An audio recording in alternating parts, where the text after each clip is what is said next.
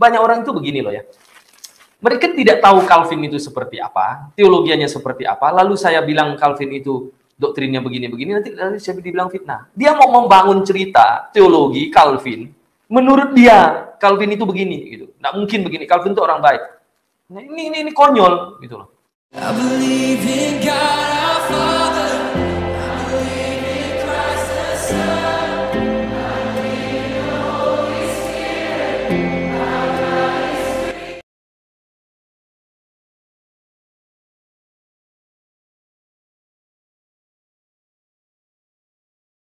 Nah, ini konyol. Nah, caranya Calvin dulu itu seperti itu, pakai kekuasaan pemerintah. Setiap orang yang tidak setuju dengan dia, dianiaya, dilaporkan. Maka saya bilang, orang-orang begini ya akan diketahui ya bahwa motivasi mereka itu adalah sebenarnya bukan sungguh-sungguh untuk membedakan kebenaran. Nah, kita lihat ini langsung dari webnya ini ya. Apa itu sebenarnya teologi Calvin? Oke, ada perbandingannya. Kita nanti jangan bilang fitnah, saya langsung ambil dari ini nih, dari sumbernya. Nah, oke. Sahabatku dikasih di dalam Tuhan. Nah, coba kita lihat ini. Ini langsung dari poin dari webnya ini nih. Webnya apa sih? Teologia Reform, blogspot.com. Jadi Calvinis itu ya, gereja-gerejanya itu gereja Reform, Presbyterian, apa segala macam. Walaupun ada Bible Presbyterian yang agak mendekati kebenaran fundamental, tetapi kebanyakan Presbyterian, Reform itu liberal, ya.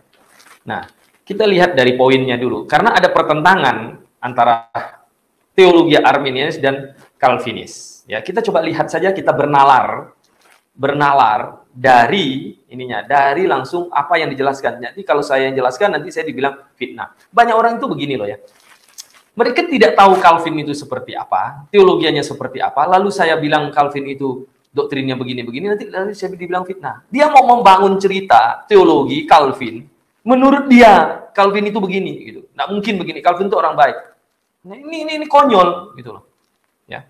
Ini sekali kita bilang nanti Calvin ini ujung-ujungnya menyalahkan Tuhan yang sudah mentakdirkan segala sesuatu, oh mereka bukan begitu. Ya, bukan begini.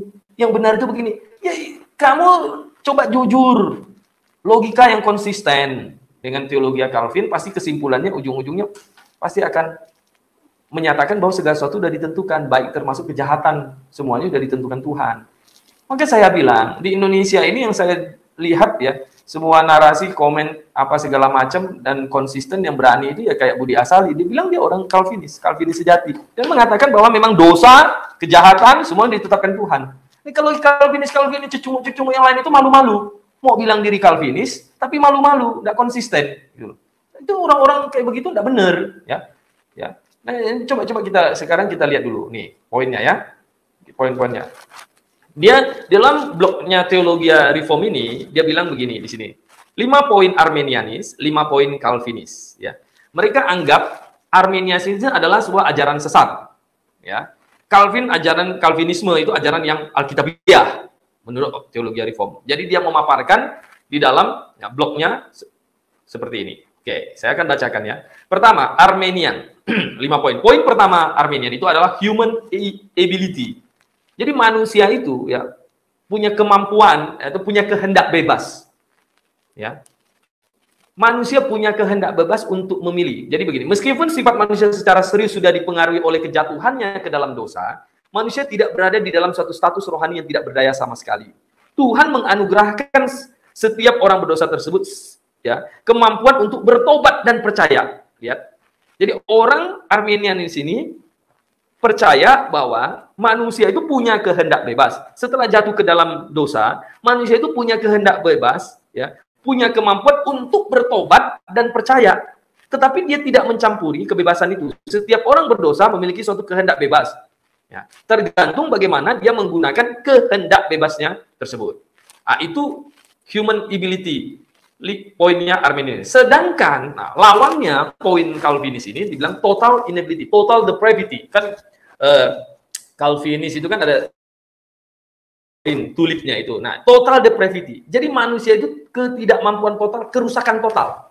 Dalam beberapa buku ya, orang-orang teologinya Calvin itu mengilustrasikan manusia itu setelah jatuh dalam dosa, manusia itu udah mati total, tidak punya kehendak bebas, tidak bisa apa-apa, seperti, nah, ada yang menganalogikan gini, seperti orang yang jatuh dari gedung, ya, lantai 30 jatuh ke bawah, hancur total, tidak bisa punya kehendak bebas, tidak dan mayat lah, ya, total hancur.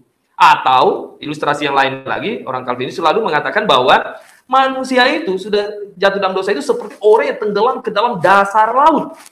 Ya, dia tidak mati total, tenggelam, tidak bisa apa-apa. Harus ada Tuhan Yesus yang menyelam ke dalam dasar laut, hidupkan mereka. Baru mereka nanti hidup ke permukaan. Setelah hidup ke permukaan laut, nanti mereka baru bisa bertobat dan percaya. Jadi harus dihidupkan dulu, karena udah mati total. Nah, karena kejatuhannya ke dalam dosa, manusia tidak dapat dari diri sendiri untuk percaya kepada Injil. Orang berdosa tersebut mati, buta, tuli terhadap hal-hal rohani. Hatinya banyak mengandung kejahatan dan rusak tanpa harapan. Kehendaknya tidak bebas, melainkan berada di bawah belenggu sifat-sifat jahatnya. Jadi dia tidak akan berkehendak dan tidak mampu untuk memilih antara baik dan jahat. Jadi udah tidak bisa bedakan mana baik dan mana jahat. Akibatnya, ini menyebabkan dia membutuhkan lebih dari sekedar bantuan Roh Kudus untuk membawanya kepada Kristus. Dia memerlukan suatu kelahiran baru di mana Roh Kudus akan menghidupkan dia serta memberikan, ya, sifat dan kecondongan yang baru. Jadi Roh Kudus yang hidupkan. Jadi seperti orang yang udah tenggelam di dalam dasar laut, kemudian Roh Kudus hidupkan dulu. Ya, bukan suruh bertobat percaya dulu, tapi dihidupkan dulu karena udah mati dulu. Dihidupkan dulu, ya. Setelah nanti hidup, ya, baru dia bisa beriman. Oke. Nah, sahabatku yang dikasih di dalam Tuhan, Anda bisa berpikir, ya, bisa berpikir dari sini, mulai berpikir, kan. Nah, Arminian bilang bahwa manusia punya kehendak bebas, bisa memilih mau bertobat dan percaya kepada Tuhan Yesus Kristus, sedangkan orang Calvinis total depravative, manusia tidak bisa punya kehendak bebas dan tidak bisa bertobat dan percaya kepada Tuhan Yesus Kristus. Harus ada, ya, Roh Kudus yang hidupkan orang mati itu dulu, ya, baru dia bisa percaya, baru dia bisa bertobat. Oke? Nah, kemudian lanjut yang kedua, conditional election. Nah, Arminianis bilang, karena manusia itu jatuh ke dalam dosa, maka dia harus bertobat dan percaya, punya free will untuk memutuskan mau bertobat ikut Tuhan Yesus Kristus atau mereka tetap di dalam dosanya. Nah, sehingga conditional election. Artinya gini, pemilihan Tuhan yang dilakukan sebelum dunia dijadikan terhadap individu-individu yang akan diselamatkan adalah didasarkan karena dia sudah melihat terlebih dahulu bahwa orang-orang tersebut akan menjawab panggilannya. Dia memilih mereka yang dia tahu akan kehendaknya sendiri percaya. Jadi gini, orang yang bertobat dan percaya kepada Tuhan Yesus Kristus, ya, kan, termasuk orang pilihan. Pemilihannya itu bersyarat. Syaratnya apa? Masuk dalam orang pilihan adalah bertobat dan percaya kepada Tuhan Yesus Kristus. Baru masuk di dalam orang pilihan. Oke? Oke. Yang Calvinis, unconditional election. Pemilihan tanpa bersyarat. Jadi karena manusia itu udah mati total, tenggelam di dalam dasar laut, tidak bisa apa-apa, jadi mayat. Jadi Tuhan yang pilih mereka tanpa lihat syarat apapun, tanpa lihat kondisi. Misalnya yang tenggelam di dasar laut itu ada 1.000 orang. Lalu Tuhan nyelam ke dalam dasar laut hanya mau pilih 10 orang. Itu hak Tuhan. Berarti sisanya itu akan binasa, tenggelam, dihukum selama-lamanya di neraka. Ya. Jadi pemilihan yang tak bersyarat. Manusia itu tidak ada, tidak bisa apa-apa. Jadi tergantung Tuhan yang pilih. Makanya unconditional election. Pemilihan kepada orang-orang yang memang sudah dari awal, ya, sudah ditentukan, sudah dipilih. Karena Allah berdaulat. Hak-haknya Tuhan, otoritasnya Tuhan, mau pilih siapa? Oke? Makanya akhirnya dalam cara pemikiran filsafat yang demikian, Dave Hunt dalam bukunya What Love Is This? Misinterpretation of God, dia mengatakan, ya, teologi Calvin kalau begitu diilustrasikan, ya, itu kalau begitu ya seperti misalnya gini, ada kapal itu berlayar di tengah laut, lalu tenggelam kapalnya. Di dalam kapal itu ada 1.000 orang. Oke, 500 perempuan, 500 laki-laki. Lalu ada kapal penyelamat rescue datang, bisa menyelamatkan mereka semua sebenarnya. Bisa menyelamatkan 1.000 orang itu, kapal induk yang gede, bisa menyelamatkan. Tapi kapten kapalnya itu bilang, oh enggak, kita pilih wanita yang tercantik saja 100 orang. Yang lain biarkan, enggak usah dibawa. Nah, menurut Anda, ya, pemilihan yang tak bersyarat ini kan enggak boleh. Saya pokoknya pilih, itu hak-hak saya. Saya yang punya kok kapal ini, yang boleh naik ke kapal saya, itu adalah hak saya. Ya. Jadi, dia pilih, oke, bawa sini. Hanya 100 orang. 900 orangnya biarkan mati tenggelam. Kira-kira kapten kapalnya ini jahat apa? Tidak. Coba Anda pikir saja pakai logika. Karena pemilihan tak bersyarat kan, unconditional election. Jadi tanpa melihat kondisi apapun, orang itu dipilih. Hak-haknya Tuhan. Nah, karena orang yang dipilih itu ya adalah hak Tuhan, otoritas Tuhan. Kalau di dunia ini ada 8 miliar manusia, kalau Tuhan cuma mau pilih 1.000 orang, itu hak Tuhan. Orang pilihan. Dia mau pilih 1.000 orang yang masuk surga, yang sisanya dia tentukan masuk neraka, itu hak Tuhan. Tidak ada yang boleh protes. Oke, berarti orang masuk neraka itu bukan karena dia tidak bertobat dan percaya, tapi karena tidak dipilih. Unconditional election. Jadi unconditional election menghasilkan limited atonement. Jadi akhirnya dibilang penebusan yang terbatas. Jadi pengerjaan penebusan Kristus hanya ditujukan untuk menyelamatkan orang-orang pilihan saja, dan untuk memastikan keselamatan mereka, kematiannya adalah sebagai pengganti dalam menerima hukuman dosa bagi orang-orang tertentu. Ya. Jadi Yesus Kristus mati di kayu salib, anugerahnya, keselamatannya hanya untuk orang-orang tertentu yang sudah dia pilih dari awal. Yang sudah dia tentukan. Jadi lebih lanjut, selain menghapuskan dosa orang-orang pilihan tersebut, penebusan Kristus juga memberikan segala sesuatu yang dibutuhkan mereka. Seperti iman yang mempersatukan mereka dengan dia, karunia iman itu diterapkan oleh Roh Kudus bagi mereka untuk siapa Kristus selamati, sehingga menjamin keselamatan mereka. Oke? Jadi Yesus Kristus mati di kayu salib, anugerahnya, ya, penebusannya itu terbatas hanya untuk orang pilihan. Mengapa? Karena tadi kan unconditional election. Kalau dia pilih cuma 100 orang, berarti dia menebus dosa hanya untuk 100 orang. Nah, sedangkan Arminianis bilang begini, penebusan Yesus Kristus itu universal atonement. Yesus Kristus menebus dosa semua manusia. Oke, pekerjaan penebusan Kristus menyebabkan semua orang memiliki kemungkinan untuk diselamatkan. Jadi anugerah Kristus itu tersedia untuk semua orang. Jadi semua orang itu punya kemungkinan untuk diselamatkan. Tetapi tidak benar-benar memastikan keselamatan seorang meskipun Kristus mati bagi semua individu, tetapi hanya mereka yang percaya akan dia yang diselamatkan. Jadi gini, anugerah Yesus Kristus, dia tersalib di kayu salib. Dia beri kesempatan ke semua orang. Maka dia berkata, marilah datang kepadaku semua letih lesu dan berbeban berat, aku akan memberi kelegaan kepadamu. Dan ia adalah pendamai untuk segala dosa kita, dan bukan untuk dosa kita saja, tetapi dosa seluruh dunia. 1 Yohanes 2 ayat 2. Jadi anugerah Yesus Kristus itu terbuka bagi untuk semua manusia. Tetapi hanya yang mau bertobat dan percaya. Yang mau bertobat dan percaya, baru dosanya akan dihitungkan, diampuni oleh Tuhan Yesus Kristus. Yang tidak mau bertobat dan tidak percaya, berat dosanya ya tanggung sendiri. Anda lihat, paham di sini pandangan Arminian dan Calvinis, ya. Universal atonement, limited atonement. Mana yang lebih masuk akal? Anda silakan pelajari, Anda silakan cek di dalam Alkitab. Ya. Oke? Jadi anugerah Yesus Kristus cukup untuk semua orang. Pertolongan Tuhan Yesus Kristus cukup untuk semua. Kalau kita balik ke ilustrasinya, itu sama seperti begini. Tadi saya bilang, ada kapal 1.000 orang di situ tenggelam, minta tolong, teriak-teriak semuanya, lalu datang kapal induk itu untuk menolong mereka dan berkata, ayo, bagi yang mau ikut kapal induk ini, datang ke sini. Nih, saya lemparkan skoci, kalian datang ke sini. Nah, dari 1.000 orang itu misalnya, yang mau naik ke kapal induk itu cuma 500 orang. Yang 500-nya bilang, enggak, kami enggak akan tenggelam, kami biar di sini. Kami bisa perbaiki kapal kami. Ya terserah, enggak bisa dipaksa.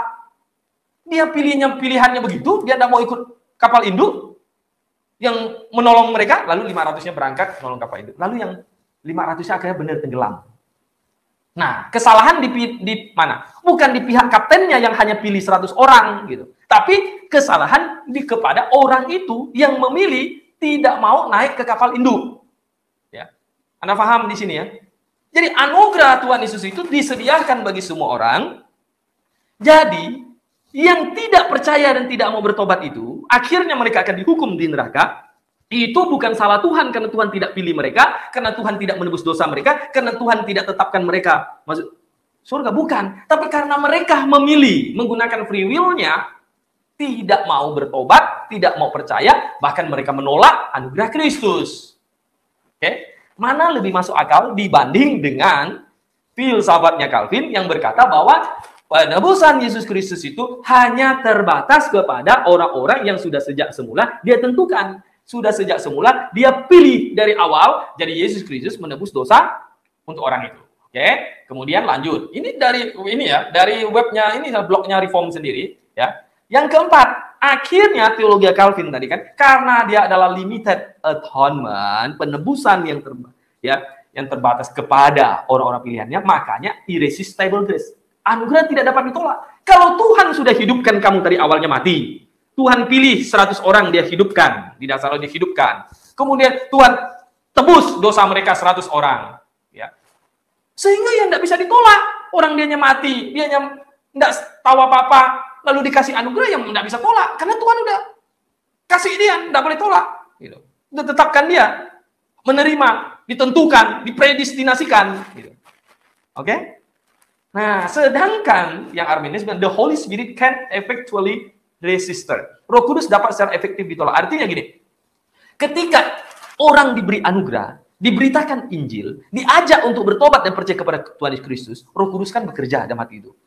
Roh Kudus itu bekerja, ya, ketika Injil diberitakan untuk menerangi akal budi setiap orang supaya orang itu akhirnya ya mau mengerti dan percaya Yesus Kristus. Nah, Arminius bilang bahwa ya bisa ditolak karena Injil diberitakan itu bisa ditolak oleh orang dan bisa diterima oleh orang. Jadi Roh Kudus memanggil dari dalam pada diri orang-orang yang terpanggil oleh undangan Injil. Roh Kudus akan berusaha untuk membawa orang berdosa tersebut ke dalam keselamatan, tetapi karena orang tersebut adalah makhluk bebas, maka dia dapat menolak panggilan Roh Kudus. Itu posisinya Arminianis. Jadi anugerah bisa ditolak. Kalau Calvinisme tidak bisa. Tuhan sudah tentukan kamu sejak awal, Tuhan sudah hidupkan kamu sejak awal, Tuhan sudah pilih kamu sejak awal, kamu tidak bisa tolak. Irresistible grace. Akhirnya, karena begitu, maka akhirnya menghasilkan perseverance of the saint. Jadi orang-orang kudus, semua orang yang sudah dipilih, sudah ditentukan dari awal, sudah ditebus, orang itu akan dibawa ke surga. Pertanyaannya kan adalah berarti orang masuk surga itu bukan karena dia yang mau, tetapi dari awal sudah ditentukan, dari awal sudah dipredestinasikan, dari awal sudah tidak bisa tolak apa-apa. Nah, sedangkan Arminius bilang begini, seseorang ya bisa falling from death, jadi bisa akhirnya udah bertobat percaya Tuhan Yesus Kristus, dalam perjalanan hidupnya dia bisa disesatkan orang, dia bisa berubah iman dan akhirnya dia ya bisa murtad. Nah, kira-kira seperti itu. Nah, memang ini ada perdebatan lagi di orang-orang Calvinis, di orang Arminianis mengenai poin ini. Tapi intinya itu sebenarnya simple. Bahwa begini, ya. Arminianis percaya bahwa manusia diselamatkan itu adalah karena bertobat dan percaya kepada Kristus. Manusia bisa menolak anugerah Kristus. Calvinis percaya bahwa manusia itu dari awal sudah Tuhan tentukan, sudah Tuhan predestinasikan, sudah Tuhan pilih dan tidak bisa menolak anugerah dan dia mau bawa surga. Oke? Nah, saya kasih slide yang lebih ini lagi sebentar, jelaskan lagi untuk memahaminya. Jadi biar jangan sampai ya Anda itu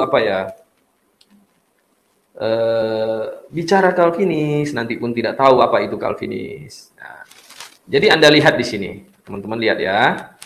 Implikasi dari Calvinis itu sangat jelas sebenarnya, ya. Implikasinya itu sudah sangat jelas sekali di sini ya. Anda lihat di sini ya. Bahwa ya konsep utama Calvinis itu adalah satu dekrit untuk semua. Jadi dari awal sebelum dunia diciptakan sudah didekritkan satu dekrit untuk semuanya, segala sesuatu. Sehingga doktrin keselamatannya itu begini.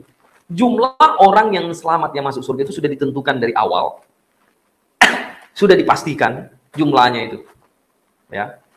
Oke, misalnya Dari 8 miliar manusia di dunia ini, kalau orang Calvinisme, oh udah sudah ditentukan 1.000 orang. Ya, sampai mati di surga ini mau menginjil bagaimanapun ya pokoknya cuma 1.000 orang yang bisa masuk surga. Kira-kira begitu. Ya. Karena semua perbuatan telah ditetapkan berarti termasuk perbuatan jahat. Jadi semua itu sudah ditentukan dan dideklarasikan. Makanya saya bilang, ya saya udah banyak diskusi dengan orang-orang Calvinis. Kadang itu jadi apa ya? Jadi goblok gitu loh.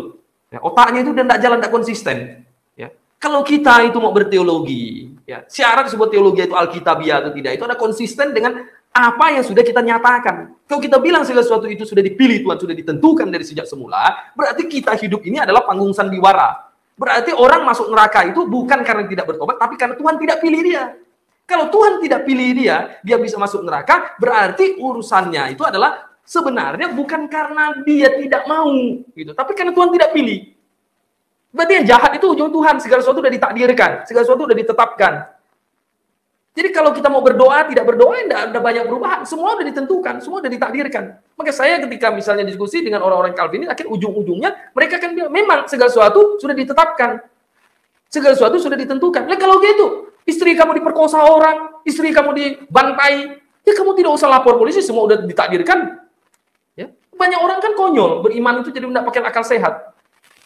Oh, anak saya ini dibunuh oleh, ya sudah ditakdirkan oleh Allah SWT. Lah, kalau semua sudah ditakdirkan, ngapain juga kamu lapor polisi untuk meminta pertanggungjawaban? Minta aja yang mentakdirkan untuk bertanggung jawab.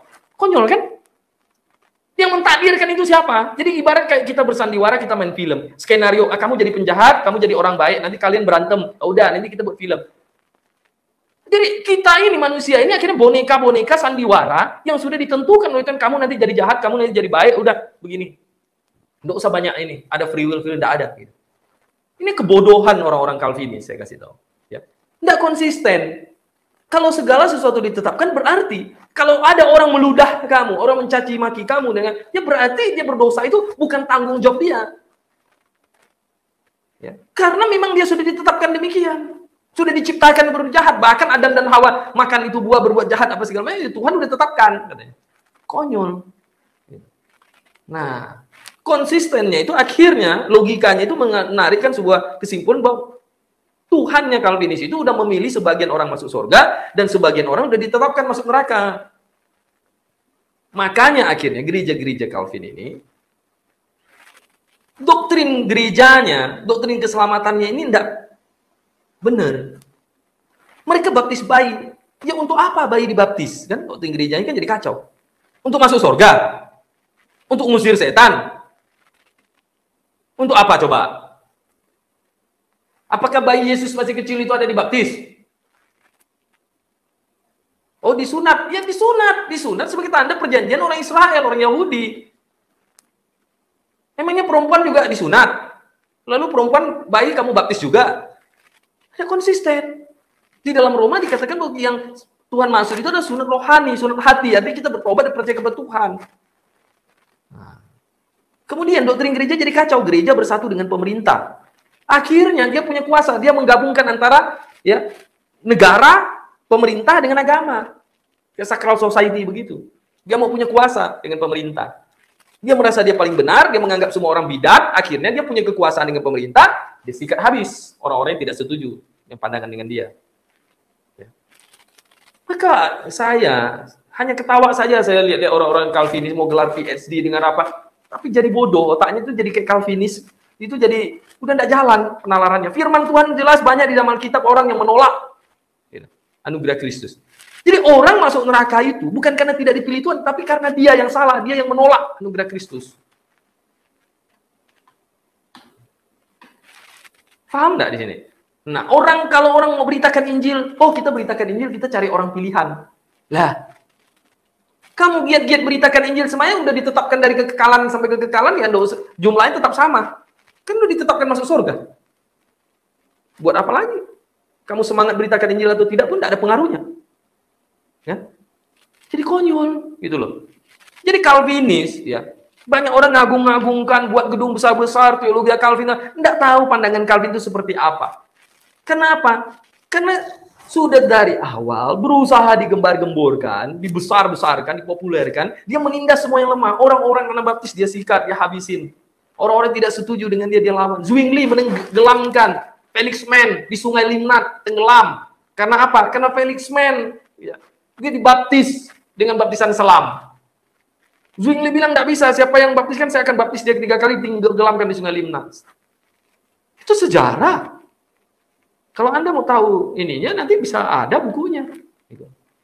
Jadi sahabatku yang dikasih di dalam Tuhan, nah doktrin keselamatan yang benar, ya, itu adalah kita disuruh bertobat dan percaya kepada Tuhan Yesus Kristus.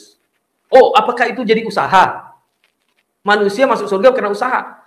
Usaha apa? Kita itu sikap hati. Nih, saya kasih jelas bagaimana cara yang benar, doktrin Alkitabiah yang benar, ya. Nah, tapi sebelumnya saya ajak kita bernalar dulu nih tentang doktrin Calvin nih. Biar bisa ngerti. Oke? Nih sebentar ya. Banyak orang gembar-gemborkan Calvin hebat. Bagi saya, Calvin itu bukan orang hebat. Bagi saya dia itu penjahat, dia itu penyesat. Nah, dengarkan baik-baik. Nih, kita coba bernalar, ya. Allah berdaulat, manusia bertanggung jawab. Oke? Contohnya gini, kalau masuk surga, ya, itu Allah berdaulat 100% dan manusia tidak disuruh bertanggung jawab, bertobat dan percaya kepada Yesus Kristus. Jadi manusia itu tidak usah bertobat, percaya, pokoknya Allah yang pilih, Allah yang tentukan. Ya. Berarti kesimpulan logikanya itu orang manusia di neraka. Itu siapa yang salah? Allah yang berdaulat 100% kan? Manusia tidak usah bertanggung jawab, bertobat. Sudah didekritkan, sudah ditentukan dari awal semuanya. Makanya saya bilang Muriwali, MYM, terus konyol, bodoh, hanya tahu emosi. Ayo debat sama saya, kau berani. Kau debat sama dengan teman-teman saya yang lain, itu masih ngomongnya, masih halus-halus denganmu. Gayamu seperti itu aja udah membuktikan kamu itu goblok, gitu loh. PSD apa? Nah. Ya. Orang mau debat sama muslim aja ngomong emosi, debat sama Rudi Yohanes saja emosi. Kalau kamu emosi, kalau kamu berbuat dosa begitu, apa? Itu ditentukan oleh Tuhan. Tuhan yang tentukan kamu seperti itu. Apalagi kayak Budi Asali. Jadi pendeta, cerai, segala macam. Katanya dia apa di dalam video YouTube-nya apa dia buat segala sesuatu yang tidak ini udah ditentukan semua, udah ditentukan. Hidupnya udah ditentukan semua. Konyol. Itulah saya bilang. Ya, racun di dalam kekristenan itu adalah teologi yang salah. Nah, Anda lihat lagi, kalau Allah berdaulatnya 0, manusia bertanggung jawab 100%, ini salah juga. Masuk surga itu bukan akhirnya, manusia semua yang bertanggung jawab. Tidak ada kedaulatan Allah. Ini salah juga. Ya, tidak benar. Nah, atau kayak 50-50. Allah punya andil 50%, manusia punya andil 50%. Tidak bisa begitu. Yang benar itu adalah Allah berdaulat 100%. Artinya, gini, Allah menyediakan anugerahnya kepada semua orang, tangannya terbuka lebar, betapa panjangnya, betapa lebarnya, berapa tingginya, dalamnya kasih Kristus untuk menolong manusia, sehingga ia telah menyerahkan nyawanya. Begitu besar kasihnya akan dunia ini. Ya. Dia menyelamatkan manusia, dia menyediakan anugerah ya, kepada semua manusia. Mari datang kepadaku, maka kita disuruh pergi beritakan Injil kemana-mana. Jadi Allah berdaulat menolong manusia. Semua itu sumber dari Allah yang mengirim putranya Tuhan Yesus Kristus datang ke dunia ini untuk menyelamatkan orang berdosa. Bukan ya, manusia berusaha. Kalau bukan Tuhan yang memulai dulu berinisiatif menolong manusia, yang tidak bisa juga manusia masuk surga. Jadi ketika Allah ya, menciptakan Adam dan Hawa dan memberi mereka kehendak bebas di dalam dirinya, karena mereka itu bukan robot yang diciptakan. Mereka itu bukan robot yang disetel, udah nanti kamu makan itu buah ya Hawa, ya nanti kamu dosa saya hukum kamu ya. Nanti kamu melahirkan ya, nah keturunanmu nanti semua sandiwara, semua robot seperti itu konyol, itu ala Calvinis, bodoh sekali. Yang benar itu adalah Allah menciptakan manusia, Adam dan Hawa dikasih kehendak bebas, memilih untuk taat kepada Allah atau mau melawan Allah. Mengapa Tuhan perlu menciptakan manusia yang berkepribadian punya kehendak bebas? Karena manusia itu diciptakan makhluk berkepribadian, harus punya kehendak bebas, bukan robot. Nah, kehendak bebas yang diberikan kepada manusia, Tuhan yang berikan kok kehendak bebas itu. Ya. Tapi manusia pakai kehendak bebas itu untuk melawan Tuhan. Tapi karena begitu besar kasih Tuhan, ya, karena Dia Maha Kasih, Dia merencanakan penyelamatan kepada manusia. Nah, dikirim Yesus Kristus datang ke dunia ini, mati di kayu salib, dihukumkan bagi dosa-dosa semua manusia. Begitu besar kasih-Nya akan dunia ini, Yesus Kristus menjalani penghukuman, mengalami maut bagi dosa semua manusia. Nah, barang siapa yang mau bertobat dan percaya kepada Tuhan Yesus Kristus, diselamatkan. Setiap orang yang mengaku dengan mulutnya, percaya di dalam hatinya akan diselamatkan. Nah, makanya kita disuruh pergi beritakan Injil. Injil lah kekuatan Allah yang menyelamatkan orang berdosa. Ketika Injil diberitakan, orang itu yang berdosa itu bisa mikir, oh iya saya berdosa. Roh Kudus bekerja menerangi hatinya. Pada waktu Injil diberitakan, makanya pergilah jadikan semua bangsa muridku dan baptislah mereka dalam nama Bapa, Putra dan Roh Kudus, dan ketahuilah aku akan menyertai engkau sampai akhir zaman. Jadi ketika kita beritakan Injil, Roh Kudus menyertai, bekerja. Lalu apakah orang bisa menolak Roh Kudus, menolak penerangan anugerah Kristus? Bisa. Menghujat Roh Kudus saja bisa. Bagaimana menolak Roh Kudus tidak bisa? Kok konyol, irresistible grace-nya Calvin. Ya. Jadi seorang yang kasih di dalam Tuhan, coba dipikirkan gitu loh. Nah, maka itulah ketika Injil diberitakan, manusia itu 100% dia bertanggung jawab atas dirinya. Saya ini mau masuk surga atau mau tinggal di neraka. Pilihan saya. Saya yang putuskan. Makanya Tuhan bilang juga, barang siapa mau mengikut aku, ya, jika ia tidak pikul salib, menyangkal diri, tidak dapat jadi muridku. Nanti di dalam satu keluarga, bapaknya nanti bisa bertengkar sama anaknya, anaknya bisa bertengkar sama mamanya. Karena apa? Injil diberitakan, anaknya mau bertobat, bapaknya tidak mau. Bapaknya mau bertobat, mamanya nggak mau, jadi pertengkaran. Bukan Tuhan yang tetapkan bapaknya masuk surga, mamanya disuruh tetapkan masuk neraka. Kalau gitu kan salahnya Tuhan. Dalam satu keluarga, ada bapak, ada mama, ada 2 anak. Lalu Tuhan yang tetapkan, oh deh, yang anak yang satu ini saya tetapkan masuk surga, yang satu ini saya tetapkan tidak udah dihidupkan, biarkan dia di neraka. Ya begitu. Yang salah siapa? Tuhan. Kok logika simpel begini tidak mampu dipahami oleh orang Calvinis? Kenapa? Karena saya bilang, udah fanatik, jadi bodoh. Nah, saudara yang kasih di dalam Tuhan bagaimana? Jadi itu Injil diberitakan, ada bapaknya yang berhikmat, misalnya belajar Alkitab, maka kita disuruh carilah dahulu kerajaan Allah dan kebenarannya, maka semuanya itu akan ditambahkan kepadamu. Oh, bapaknya teliti Alkitab, oh ini benar, saya mau bertobat, saya mau ikut Yesus, saya mau meninggalkan dosa, saya tahu, misalnya. Tapi anaknya bilang, tidak apa-apa lah, saya masih muda, saya tidak mau bertobat, biarkan. Oke, biarkan terus lama-lama, dia mati tiba-tiba, masuk neraka. Mengapa? Bisa masuk neraka karena keputusannya tidak mau bertobat dan percaya. Jadi orang masuk neraka itu karena keputusannya tidak mau bertobat dan percaya. Alias dia menolak anugerah Kristus. Bukan karena ditetapkan Tuhan masuk neraka. Bukan karena tidak dipilih masuk surga. Hal konyol seperti ini saja, sederhana begini. Tepat konyolnya orang-orang Calvinis. Bingung sekali saya. Jadi kita bisa melihat bahwa kedaulatan Allah, 100% Allah memang berdaulat yang awalnya menginisiatif menolong manusia. Tanggung jawab manusia merespon anugerah itu bukan pekerjaan. Misalnya gini, ya, misalnya ya. Anak saya salah, saya suruh ngomong aja, Papa minta maaf, saya maafkan. Papa saya bersalah, saya minta maaf, saya minta ampun. Udah saya maafkan. Cuman ngomong begitu itu bukan pekerjaan. Kenapa dia bisa mau ngomong begitu? Saya jelaskan. Kamu itu salah, kan? Kamu itu tadi melawan, mencuri, tidak jujur. Itu salah tidak? Dosa tidak? Dia dosa, saya minta maaf. Nah, respon hati yang demikian, ya, itulah namanya dia bertobat dan percaya. Maka saya bilang, ini orang-orang Calvinis, orang-orang Presbyterian, Reform, apa segala itu konyol saja. Dia nanti bicara bahwa Calvin sudah ditetapkan. Manusia punya kehendak bebas, tapi kehendak bebasnya dikurung nanti sama Tuhan. Bagaimana? Intinya itu adalah manusia masuk neraka itu bukan karena Tuhan yang tentukan, bukan karena Tuhan yang pilih, bukan salah di pihak Tuhan, tapi salah di pihak manusia yang tidak merespon, yang tidak datang kepada salib Kristus berlutut mengaku orang berdosa. Ini hal yang simpel untuk memahaminya. Nah, saya kasih lihat lagi slide ya biar lebih paham ya. Maka saya bilang ya, saya bukan tidak belajar, hampir buku-buku Reform, jadi waktu masih muda, buku Stephen Tong, saya ke Granada, apa semua saya baca. Dan Stephen Tong itu, ya orang yang masih punya logikanya masih jalan dan bagus. Gitu. Ya, makanya biar reform Injili, biar reform Injili gitu. Dan orang-orang yang murid-muridnya yang lain, anaknya yang sekolah di Calvin teologi jadi makin konyol arahnya, ya, makin goblok gitu loh.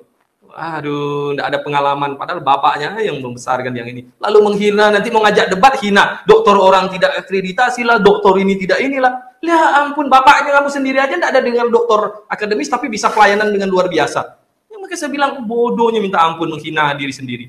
Ya, kita kalau mau berdebat, kita nggak usah hina gelar orang, doktornya dari mana, apa. Kita debat fokus kepada topiknya. Gitu. Kepada apa pernyataan imannya. Kita debat fokus di situ saja, gitu loh. Ya, konyol gitu. Nih, saya kasih lihat lagi ini, saya share screen lagi. Alur keselamatan yang benar itu seperti ini, ya. Jadi biar tidak tersesatkan. Nah, ini Anda lihat di sini, ya.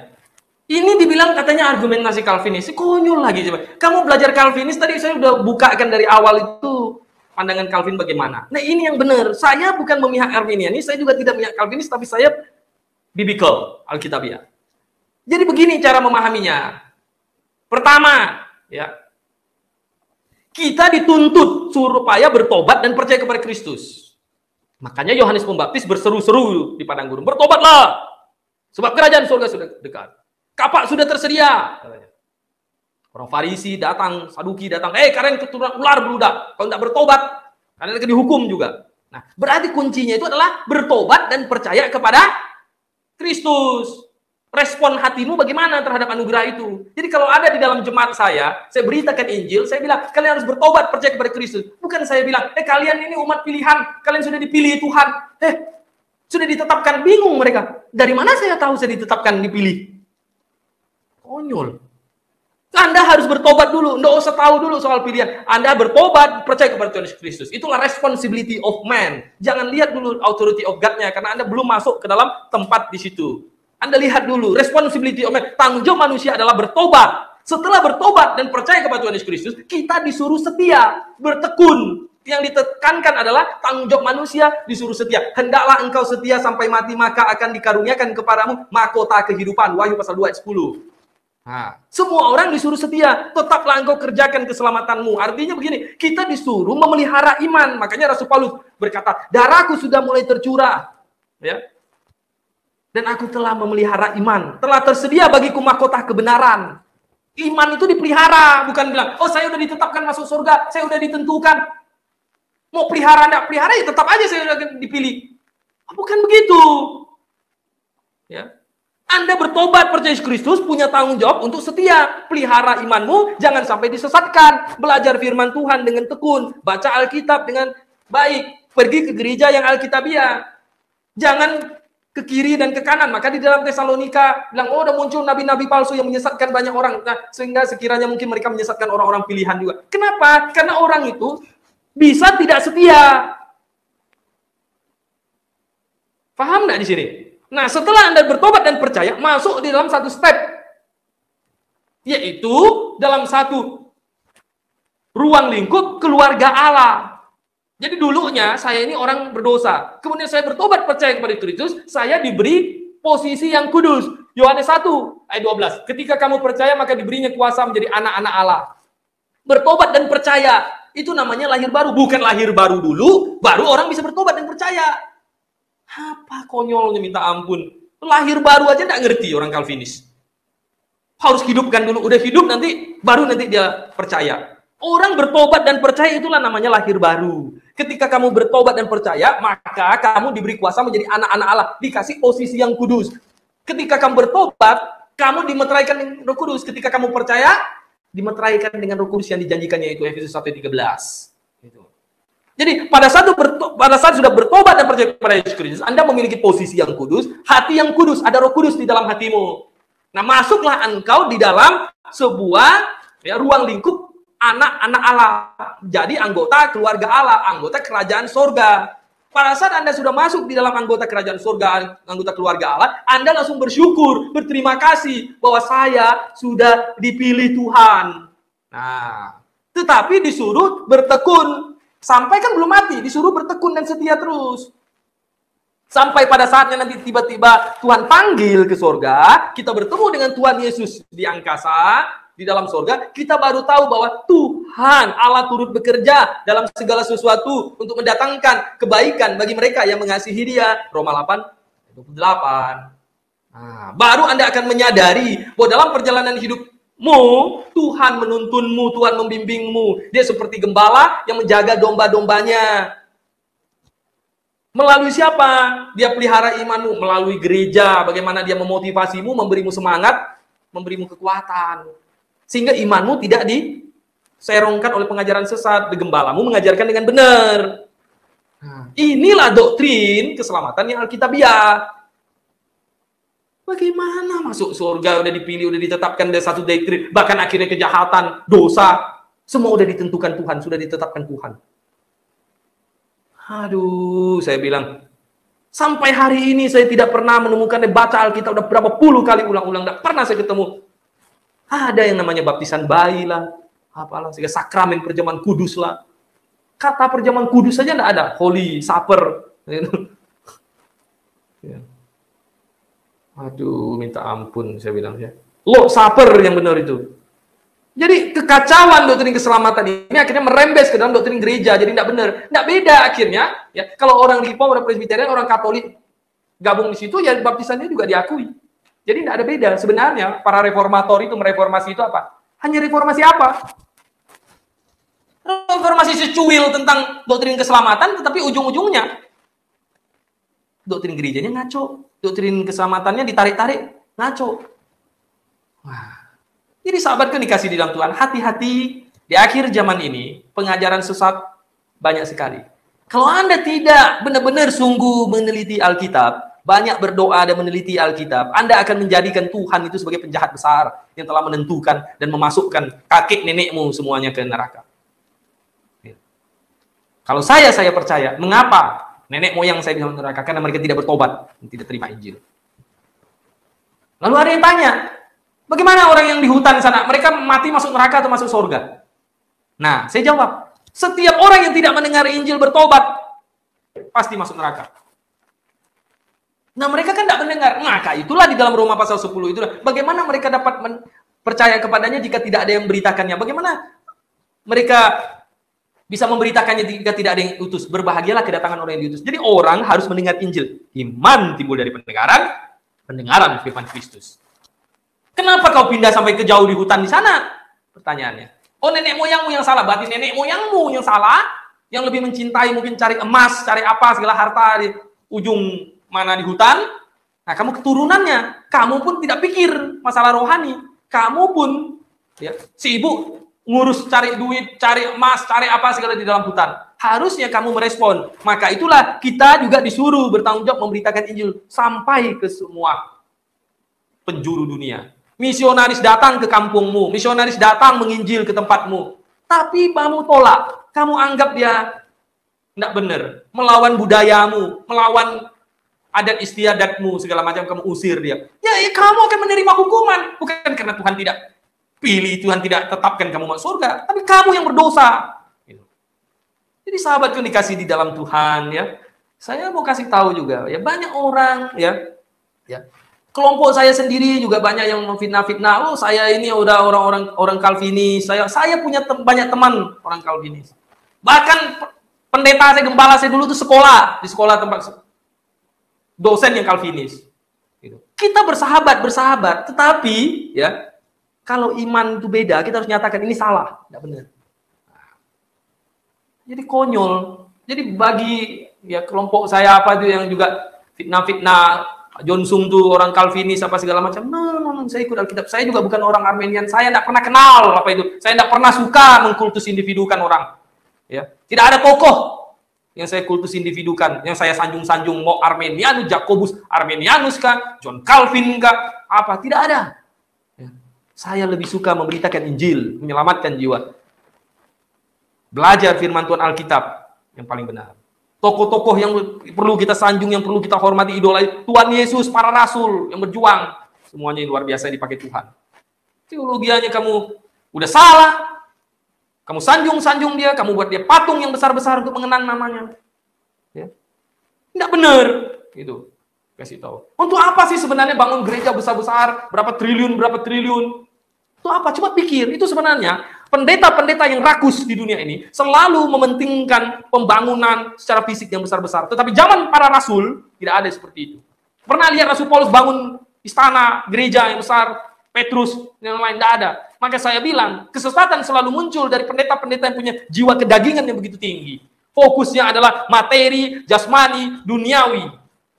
Fokusnya. Tidak beda dengan pendeta-pendeta karismatik, segala apa, Nita, Setiawan, Niko, Philip Mankova, segala macam. Hanya untuk menunjukkan show, bahwa saya ini gereja saya besar, saya punya berapa ribuan. Lebih baik kamu pergi beritakan Injil.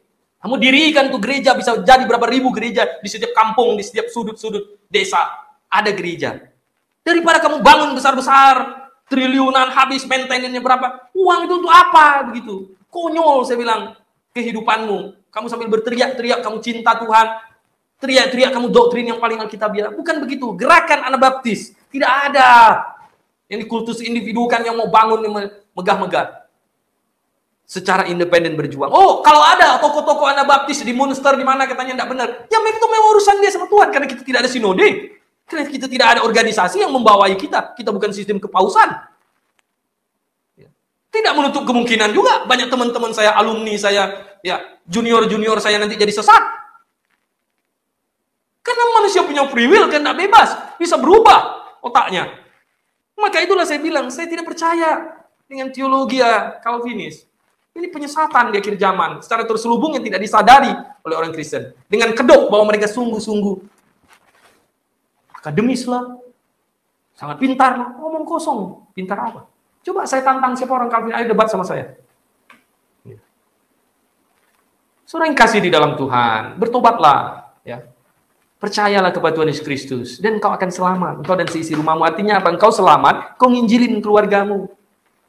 Kau beritakan Injil. Berdoakan mereka. Kalau segala sesuatu sudah ditentukan, ini buat apa lagi kamu beritakan Injil sampai kemana lagi? Ini sahabatku dikasih di dalam Tuhan. Saya harap dengan penjelasan ini Anda sangat mengerti. Kalau Anda mau tanya, silakan. Ya, coba silakan tanya. Saya mengasihimu, saya sama sekali tidak ada hard feeling yang membencimu. Saya memaparkan kebenaran firman Tuhan yang saya tahu. Kalau saya salah, tunjukkan di mana. Jobu Cenjok. Selamat malam Pak John. Izin bertanya. Predestinasi Calvin Reform Teologi mengacu pada Efesus 1 ayat 4-12. Oke, kita buka. Oke ya. Bentar. Alkitab.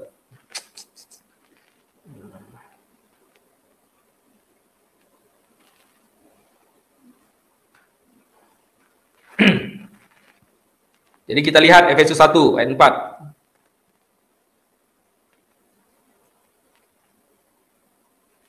Nah, nih, oke. Ini ayat yang memang sering disalah tafsirkan orang Calvin. Ya. Nih. Dan seterusnya. Oke, lihat dulu nih, saya bacakan. Sebab di dalam Dia Allah telah memilih kita sebelum dunia dijadikan supaya kita kudus, tak bercacat di hadapannya, ya. Di dalam Dia ini siapa? Dia ini adalah Yesus Kristus. Jadi setiap orang yang di dalam Yesus Kristus itu termasuk orang pilihan. Dalam kasih Ia telah menentukan kita dari semula oleh Yesus Kristus untuk menjadi anak-anaknya sesuai dengan kerelaan kehendaknya supaya terpujilah. Nah, makanya di ayat yang ke-13 dan seterusnya, ya. Nih, lihat ya.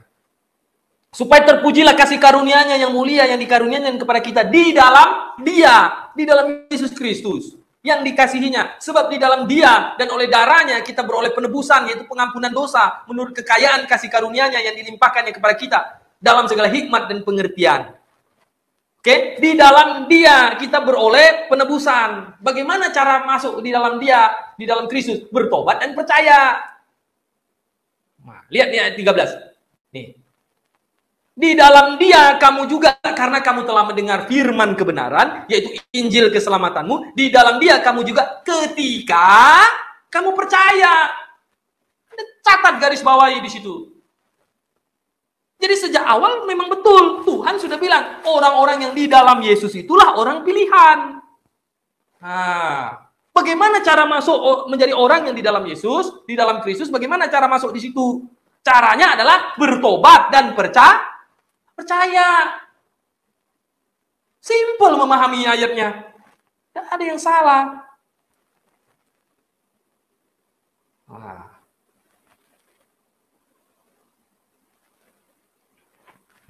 Arohalawa. Puji Tuhan, sangat terberkati dengan paparannya Pak John. Semoga semakin banyak yang bernalar sehat. Ya, puji Tuhan.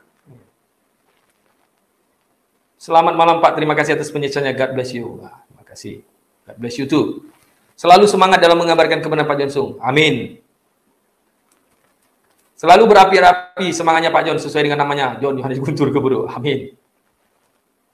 Ini teman saya di orang Malaysia. Ini orang Presbyterian. Ya enggak apa-apa, Bro. Ya, saya memaparkan, Anda silakan pikirkan. Coba, ya, enggak masalah.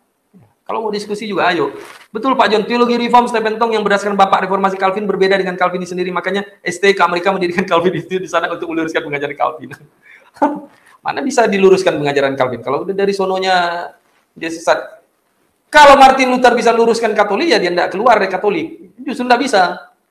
Ya, kita harus keluar dari tempat yang sesat itu, buat yang benar. Gitu. Oke?